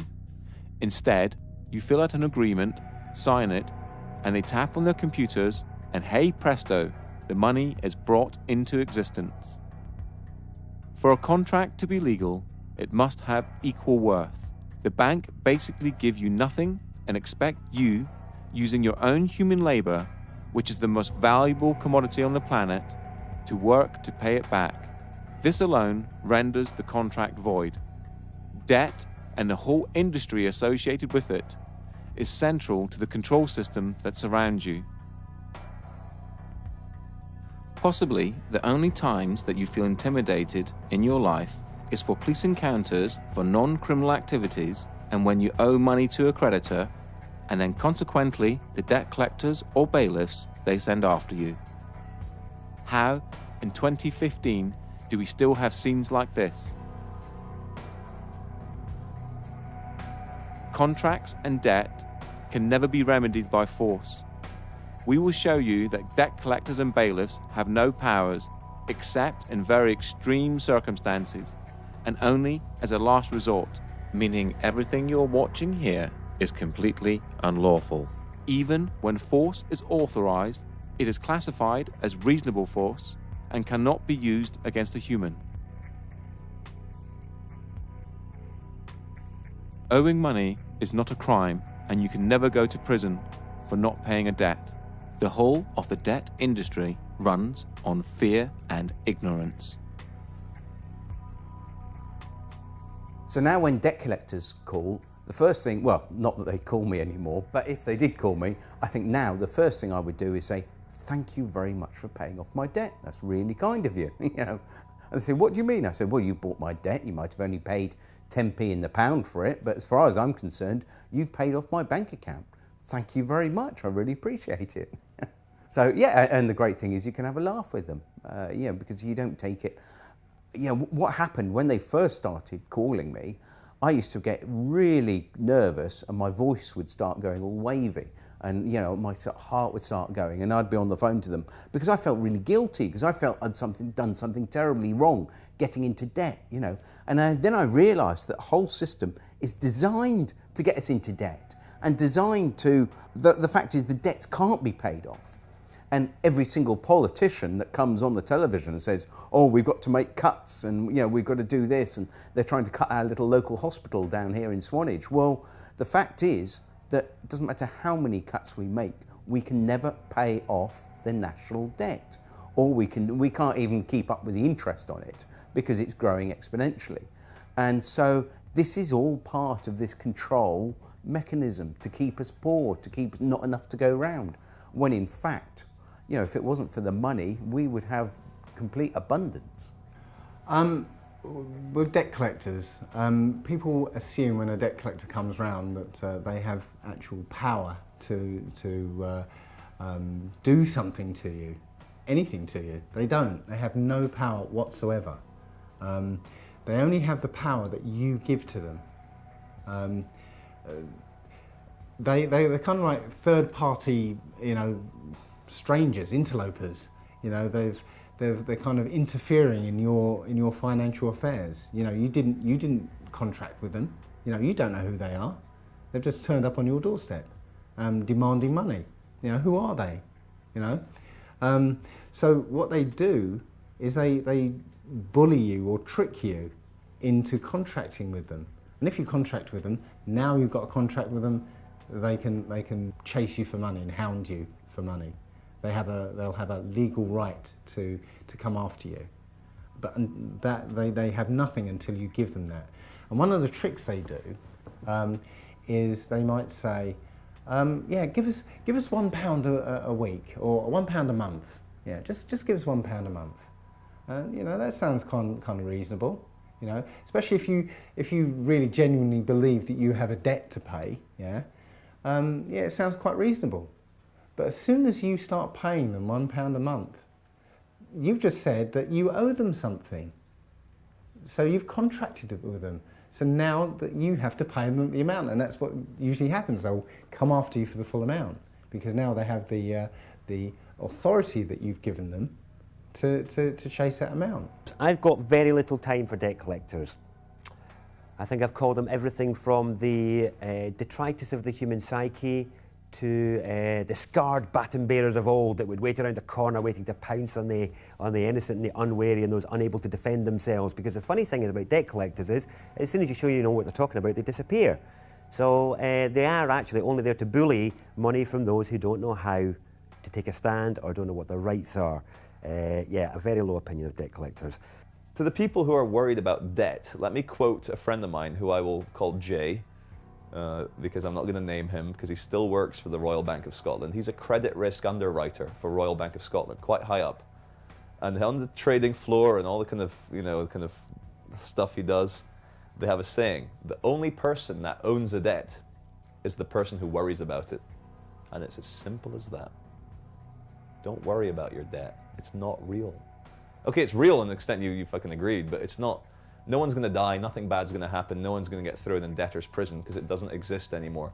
The reason why Western capitalism is crumbling is because people are starting to be wise to the fact that it's a big bullshit circus charade run by those in charge to make sure that they stay rich. And it's common knowledge in the BBC, Guardian, New York Times that in the last 5 years of recession, the rich have become fucking much richer and the poor have become poorer.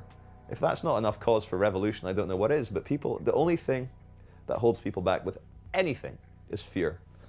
My advice to deal with debt collectors or to deal with anybody else is get informed. If you understand what you're talking about, you have a much more powerful position than if you don't know. If you don't know what you're talking about, you are at the mercy of people who pretend to know what they're talking about. My advice is get informed, understand your rights, understand their rights, what they can do and what they can't do, and then you're in a much better position to fend off any illegality or anything that goes against what should be done.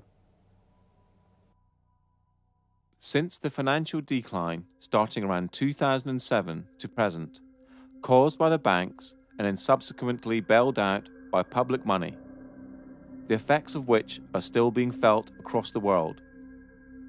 Since 2007, suicide rates in males between 35 and 55 have skyrocketed and can be directly related to debt.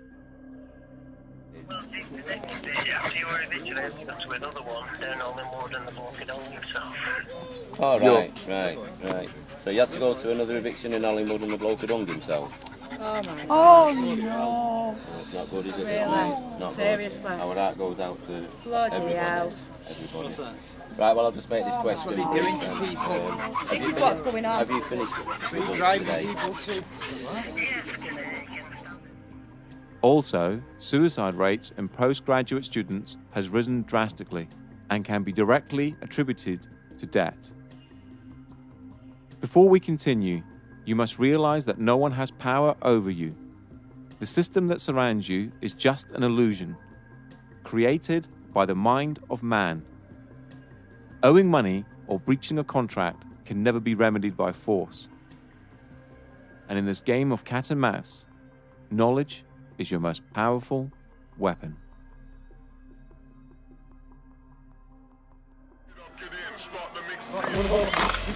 Fill this week. Don't stop me. I'm not stopping you. Right. So was the water. What are you going to do? What are you going to do?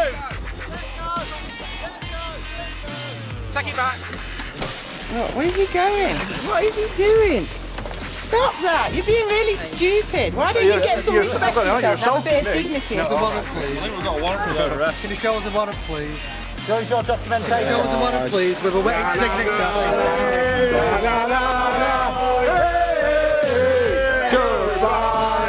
Okay, no, sorry, I'm just asking you as a human being to another human being, my dear. I just wonder what would motivate people to work for debt collection agencies. Because all you do is hassle poor people. So you can't get, so you've not got the original credit agreement with a wet ink on it, so you've got no proof of claim. Have you got the deed of assignment, mate? Well, the reason is, all the other debt companies before you tried to get some money out of me and didn't manage it. I'm just wondering what makes you think that I'm going to pay you anything. So what the council's done is handed it on to a different set of private bailiff called Marston, High Court Enforcement Officers and Certified Bailiffs. Right, I'll just tell you something now, right? Council tax, yeah? You cannot force entry. Go and bully somebody else. Yeah? Hope you enjoyed wasting your time. See ya! See you later. Bye-bye. See how fucking quick. Hey, see how quick he just fucked off. Horrible, aren't they?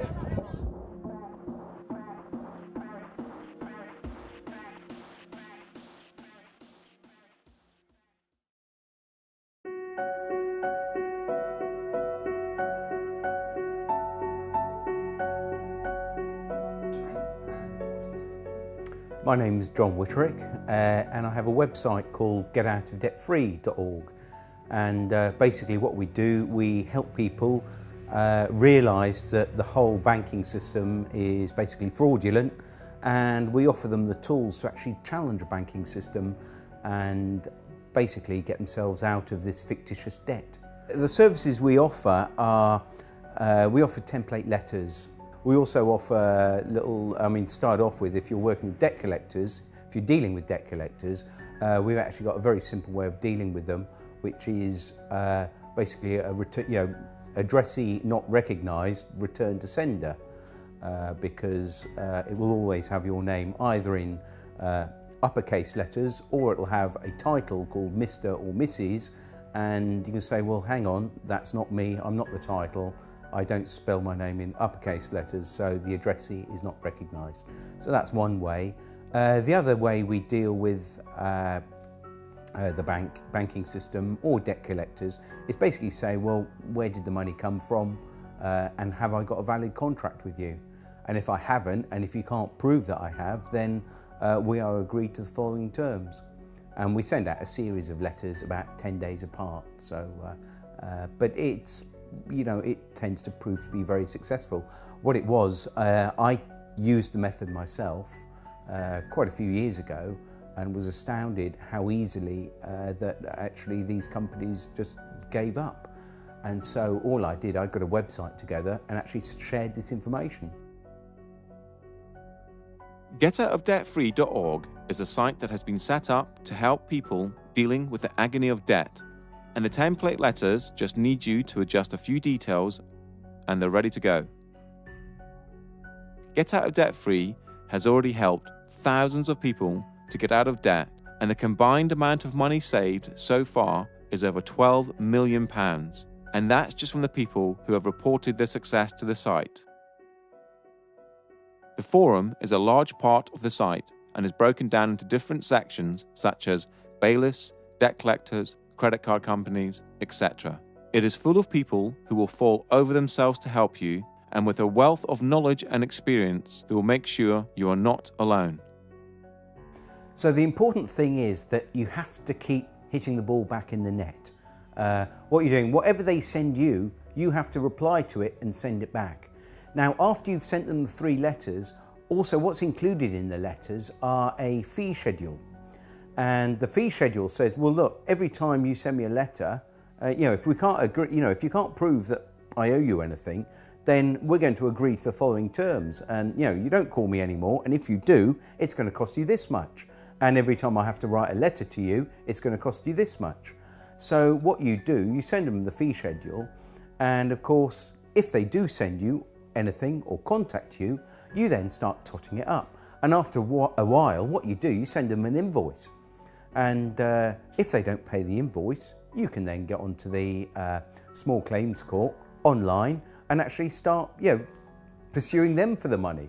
So, what you've got to think is the only power they have over us is fear. Now, when the fear goes and you start challenging them, do you think they really want to deal with you if you're going to be invoicing when there's all these people go, oh, like I was, really nervous, and they're going, oh, right, well, I should owe them some money to get to the stage where, no, hang on, mate, you've actually sent me 3 letters. I actually charge £500 a letter now, that's 1,500 quid, plus the 2 phone calls at £100, so that, we're up to about 1,800 quid. So, basically, when are you going to pay? How are you going to pay? Debt collectors, really, the common term that's used for them is a third-party intervener, which is you have an arrangement, or you had an arrangement with an organisation. Because that organisation have contracted with a third party, which is the debt collector, there's some implication that you have to deal with them. You don't. Nobody has any, you have no obligation to deal with them whatsoever, and they know it really. It doesn't matter how well they've been empowered by their company, you have no need to deal with them whatsoever. And as long as you're firm and clear about that from outset, then your relationship should go a little bit smoother. The other thing I would say is, first of all, in any interaction with any debt collector, at your first communication, let them know that you don't want to have anything to do with them for whatever motives or morals or ethics you feel. But also let them know that any future time they take of yours will be charged, and let them know that that is the terms of your engagement with them, and you can set your charges as you see fit. Now, one of the things that that people often miss when the debt collectors come knocking is that these debt collectors have actually paid off your debt. They've bought your debt, often for pennies on the pound. So if you apparently owe £1,000, yeah, they've probably paid a tenner for it. But the point is, they've paid off your debt. So thank you very much. Did I actually go into contract with you to say that I'd pay you back for that? You should have probably asked me first before you went around paying off my debt for me. So where's the fear in that? These guys rely on fear to make you pay up. If you realise that they've got no power over you, and in fact they've paid off your debt, thank you very much. Where's the fear? All you're asking from them is an invoice for the amount they say you owe. Yeah. And nothing comes back. Well, they can't supply what we're asking for. They can't supply, and we know they can't supply that. But we asked for a contract. We also use contract law because that goes back years, and it's how we would deal with each other. But we'd say, can you give us a copy of the contract signed by both parties? And sometimes on loans you'll get a little squiggle, but no name against it. But the thing is, because they are a fictitious entity and we are a living, breathing soul, we cannot contract under contract law with a fictitious entity. So it's got to be equal to equal, really. It has. Yeah. That's what contract. That's what contract law says. Yeah.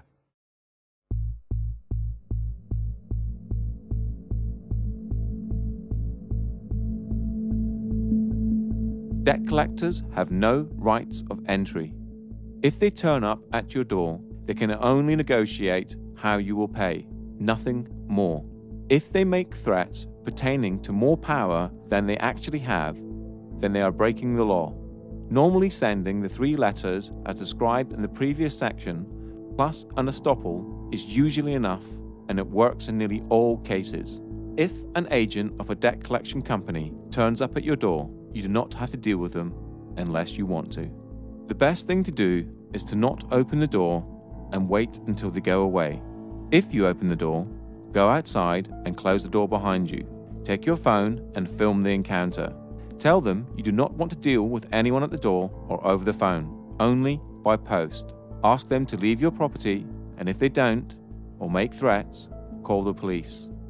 They will have no warrants, so the police must ask them to leave, as it is a civil case. They have no power, only empty threats.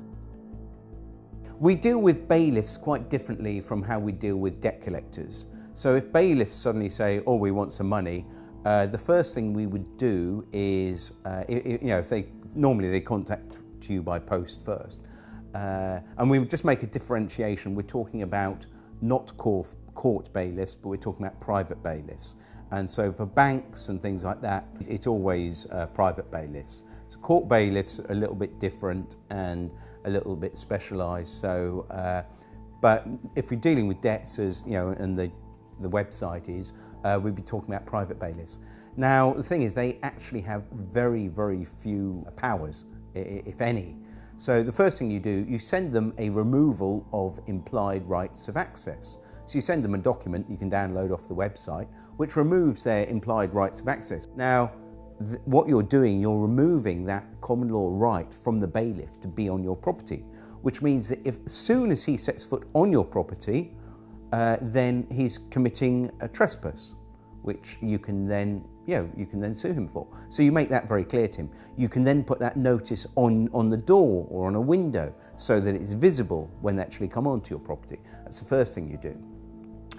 It's a good idea that everything you do, if they actually turn up at your property, the first thing you do, ideally if you've got a front and back door, you'd go out the back door, lock it behind you, okay, and then go round to the front and meet the bailiff. Make sure you have a camera at all times and view everything. Notepads are great. If you have a notepad and a pen as well, if there's 2 of you, one with a notepad and a pen, another with a camera, it automatically you're watching them. They realise they're being challenged, and that they can't push you about if you're recording everything, and you're well within your rights to do this. The other thing you ask them with the bailiffs, you always ask them, can I see a signed warrant from the court? Now, it has to be signed by an actual judge, not signed by anyone else. It is very unlikely they will have this, unless they have this and give it to you to read, and you can then read it through and take notes. But you can then say, right, I then want to contact the court and actually ensure that this person that signed it is in fact who they say it is. Otherwise you're here under false pretenses, and this is fraudulent. Very often, it's very rare that they actually have anything signed by a judge. So gentlemen, there's bailiffs on the doorstep, the concept of illegal debts, and how you actually deal with them when they're on your doorstep. So who'd like to take that? After that. Well, first thing you've got to understand is that the standard bailiffs have no power whatsoever. They will tell you they can come in your property whenever they want and remove property. They cannot. They're like vampires. You have to allow them in once. If you've allowed them in, they can come back and possibly break into your property and remove it. If you don't let them in the first place, there's nothing they can do. My son was dealing with a particular bailiff called Equita, who were threatening to come around and remove his property. And he showed me the letter and he got a little worried because it says, we would prefer you to be there, but if you're not, we will remove property anyway. And just to put his mind at rest, I actually phoned up the bailiff and stated that they'd said they were going to come and remove property, to which they replied, yes, we can legally come and remove property because once we've had a walk-in possession order. Now, a walk-in possession order is when they've actually walked into your property and started jotting down what you've got. Right. If you never let them in the first place, they can't get in. And the bailiff admitted that if we've not entered your property, we cannot get in. Mm-hmm. One of the tricks they will do is try pushing past you. Right. If they touch you, that's assault. Call the police. What, just touching you? Touching you is assault. Okay. So they can't push their way in, force past you, that's assault. If they do that, call the police there and then. And they will back off, and also threaten them with a Form 4 warning, which you can send off to their certificating court, right. And they basically could lose the job for that. Right, I'm gonna go. What are you doing? Film this, please. Don't obstruct me. I'm not obstructing you. Right. Show us the warrant. Give us the keys. Show us the warrant. The warrant. Let me have a look at the warrant. Bring 999, please. You can see it. 999. 999. You're not going in without a warrant. You don't show me what to do. I will. I just did. Yeah, well, you're wrong. I'm wrong, am I? What am I wrong about? Where's your warrant? Go away. There. You go. Can you see that? Let me have a look at the warrant. How you doing? There. You trying to be heavy here or something? Are you trying to intimidate me? You know what you're trying to do? You said 6 times, can I see the warrant? There is the fucking warrant. I want to see the warrant. Hand me the warrant. You're not you, Harry. And of course, they can't break into your house. That's the other thing. Everyone thinks, well, they can't. You can let them in. Once you've let them in, basically they can then go in again. But what you do not let them in. You make sure the house is locked at all times.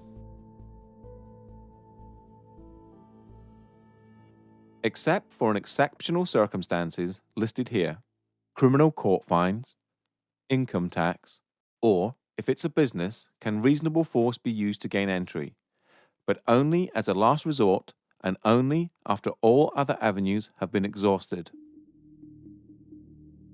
The wording here is reasonable force. Bailiffs cannot use force against a person, and it states it here in Schedule 12 of the Control of Goods Act, and here in the Criminal Law Act 1997, and on the gov.uk website. The problems arise when bailiffs do not understand their powers and misinterpret the words of the acts, which is easy to do as they are so complicated. Bailiffs tend to pick the parts of certain acts that suit them best. A prime example of this is when the police attend and the bailiff shows them a court warrant, walking possession order, or something of that nature, and then they show this part of Schedule 12 of the Taking Control of Goods Act, where it states it is an offence to obstruct a bailiff. The police will state that they are there to prevent a breach of the peace, and if you obstruct the bailiff, they will arrest you to prevent that breach of the peace. This can be broken down to a tale of the tape to show the position of each person in the situation. You, a living, breathing human being. Human rights are absolute. Only unto the law. You are man or woman, the highest authority. You are trying to protect your property. The bailiff works for a corporation, has a fictional title and is representing a fiction. No rights to use force against a human. Has some sort of court order. The police officer is a public servant. You are the public and the bailiff is not. They are there to prevent a breach of the peace. Many encounters have ended with the police siding with the bailiffs, and acts of violence or arrests being made on the debtor, all because of a major misunderstanding on behalf of the police. Here's why. We have shown that force cannot be used to collect a debt except in exceptional circumstances. A bailiff cannot use force on a person. If you are standing in front of your door and peacefully resisting, they cannot move you out of the way. For an arrest under the prevention of a breach of the peace, there are plenty of case laws that show the aggressor is the one to be arrested. The main definition comes from R.V. Howe, 1981, and the following next 4 case laws define who is to be arrested to prevent a breach of the peace.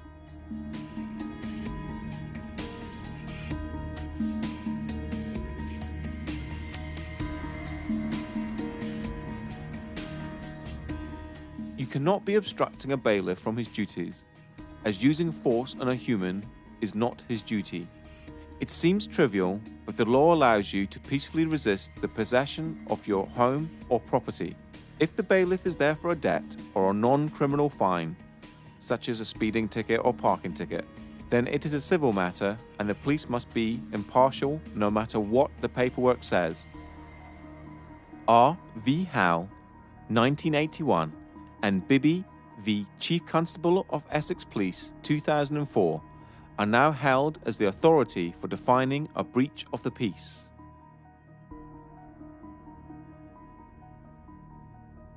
The main one to remember is the threat must come from the person to be arrested.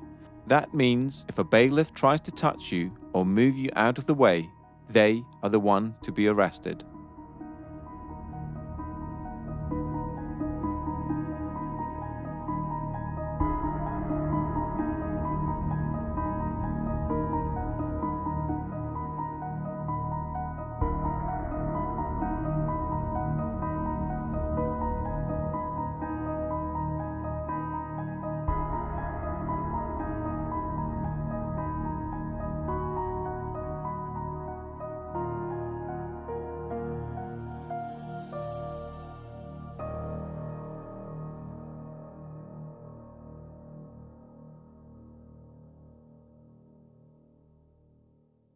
I'm talking to you. I'll help you up in court, mate.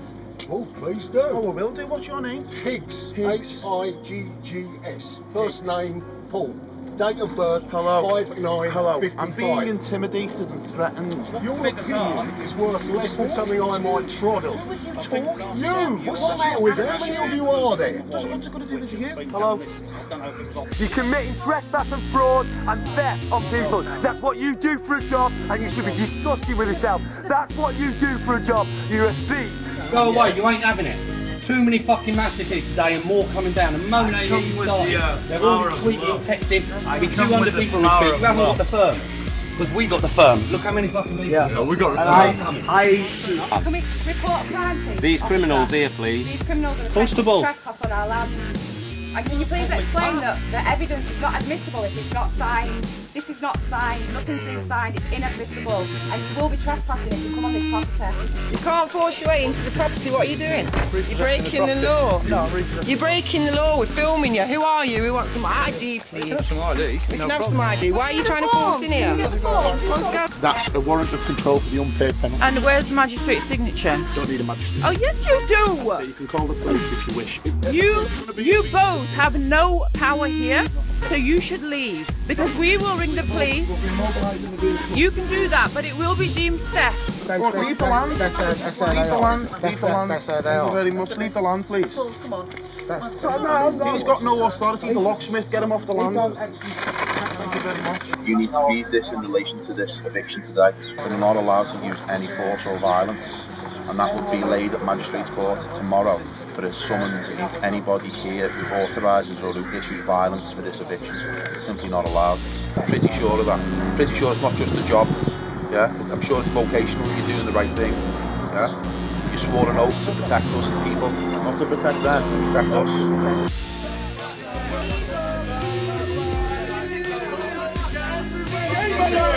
This is going to happen wherever you guys go from now on.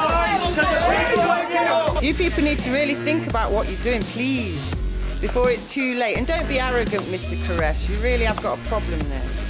We've got warrants into the property. No, you haven't. Don't touch the female, mate. Don't touch her. Not touching her. Don't My touch arms her. are here. Right. Okay, I'm not touching her. You're not coming in. You're not coming in. You're not coming in. Right. TAU. Not the job done. Good night.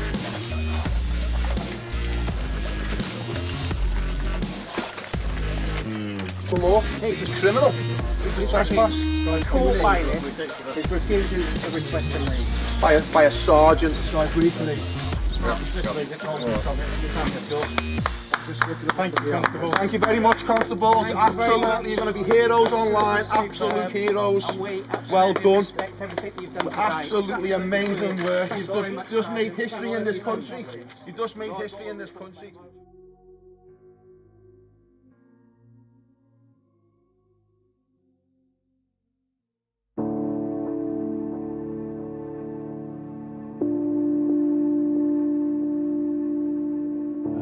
In this society, there is no way of actually living free at this point. I've had the idea to find some land somewhere, you know, buy a piece of land and build my own house and live apart from the system. The system will not allow you to do that. They will come for you and kick you off your own land and force you to live the way they want you to live. What I feel is quite important is people need to get educated. People need to start waking up and realise what's going on around them. Generally, people tend to only give a damn really what's happening when it's actually on their doorstep and it's happening to them. But unfortunately, we can't wait for that to happen. We need to realise that we're all one and the same. We all need to look out for each other and protect each other, because we've got a system now that's been built up around us. We've got a corporate web of an empire that's completely taken over every aspect of our lives. So, to people who are worried about debt, again, don't worry about it. You got family, you got kids, you got real problems in life. Worry about those. You know, debt is not something to worry about. Fair enough, some people have mortgages, but again, as I said earlier, you start dancing with the devil, you're going to get burnt. You know, you play with fire, you're going to get burnt. You're going to sign agreements that banks own your house, you're going to get burnt if you don't pay that. But in terms of consumer debt, you know, personal loans, unsecured debt, fuck it. Yeah, you won't be able to get a mortgage for 6 years. And who's got enough money to save up to buy it for a deposit for a mortgage? Anyway, I don't know. So just don't worry. Live in love. Get out of debt free we've got one piece of the jigsaw, but there's so many things that need fixing on the planet, like health, education, law, everything. There's so many pieces, and I've been at, I think, 8 different festivals this summer, and I've seen tens upon tens of, probably 50 different speakers, and all of them have got a little bit of the jigsaw, and I'm sort of just trying to see how together that we can build a new sort of reality based on fairness, you know, because when you realise that, hang on, they're spraying stuff in the skies, they're putting stuff in our water supply, and you know, they're cutting down rainforests, and these are all problems. Now, I've got the answer to one of these, but you know, to change the world, we've got to sort out all these problems, I feel. The people stand above the government stand above citizens. And in America, we've taken the term citizen from them, but citizenship was actually created with the abolition of the slave trade. And it was so that slaves could be given the same rights as the free people, but without the same power. So the citizens were always going to be ascribed their rights and responsibilities by the government. And it was so that they could keep a finger on the ex-slaves. You know, whereas that's now been applied to everybody everywhere, and now obviously you have good citizenship classes at school, and citizenship is on the curriculum now. So all this is being not brought in for us, it's been brought in for a couple of generations' time, when it's totally normalised that everyone is a citizen who only has rights and responsibilities because the government gave them to them. And the standing as the people will be long forgotten by them. The sadness of this is that there is a lot of people out there that are involved in the commercial construct and are doing things every single day for one reason, that's basically to survive. So they have to go to work every single day and know that what they're doing is not moral. But they have to do it because they feel that there is no other way they can support their families. They are taxed to the hill. Everything that they've got, they are threatened with its removal if they do not comply. That's a very, very sad situation, because that means that the human being is being controlled by a construct and can't escape that construct. And it gets worse day in, day out. They want a way out. Ignorance is our fault. Not being up to speed with what's going on is our responsibility. We're giving our power away to people who are using it against us. People need to understand. People need to wake up to what's really, really going on before it's too late. And stop looking at the mainstream media stop looking at the mainstream newspapers, start looking at some information that's real and is relevant, because otherwise we're all going to be microchipped, we're all going to be controlled. We can barely do anything now, having to ask the government for permission to protest against the government. Our freedoms are being taken away by the day, and people are not noticing because they're being distracted with other things, from religions, from TVs, from celebrity gossip. We need to be adult about it, we need to open our eyes, and we need to really, really see what's happening. Otherwise, we're going to be in the middle of this new world order, this complete one system of control, and we're all just going to be barcodes. And that's the way it's going, and that is the true reality of the world that we're living in at the moment. 5 years ago, when I was looking for letters to actually send to the banks, there was nothing on the internet. Nobody was like talking about this, apart from Mary Elizabeth Croft, who I based our letters on. And I thought, oh, this is wonderful. And I was thinking there must be template letters out there for, you know, after the book that she'd written. There was nothing. Now we've got websites and forums and loads of different letters out there for dealing with banks and debt collectors. You know, so that's how far in the last 5 years consciousness has shifted. People are waking up. Now, when we hit the 100th monkey effect, that's when everyone wakes up. It's like a new film that's like no one has heard of, and then suddenly it breaks through and everyone's talking about it. And I feel that people suddenly realise, my goodness, we've been had by the banks, the governments and the corporations. And with endless war, with endless poverty, and keeping us on that treadmill.